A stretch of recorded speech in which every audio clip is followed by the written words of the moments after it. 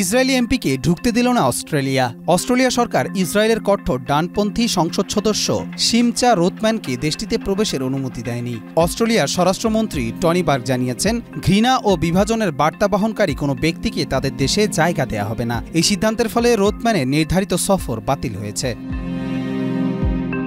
রোথম্যানকে Australian Zeus association আমন্ত্রণ জানিয়েছিল। তার বেশ কয়েকটি স্কুল ও উপাসনালয়ে বক্তব্য রাখার পাশাপাশি সাম্প্রতিক সময়ে ইহুদি বিরোধী হামলার শিকার ব্যক্তিদের সঙ্গে সাক্ষাতের কথা ছিল, কিন্তু নির্ধারিত ফ্লাইট ধরার কয়েক ঘণ্টা আগে হঠাৎ করে তার ভিসা বাতিল হয়ে যায়। ভিসা প্রত্যাহার নিয়ে ইসরায়েলি সরকার ও রোথম্যান এখনও কোনো আনুষ্ঠানিক প্রতিক্রিয়া জানায়নি। উল্লেখযোগ্যভাবে রোথম্যান ইসরায়েলি পার্লামেন্টের সংবিধান, আইন ও বিচার কমিটির প্রধান এবং বিতর্কিত বিচার সংস্কার পরিকল্পনার অন্যতম স্থপতি। সানবিট সব দিবে সামাল। সানবিট ম্যাজিক প্রেস ডিশওয়াশিং এর মাথা ঘোরানো সলিউশন।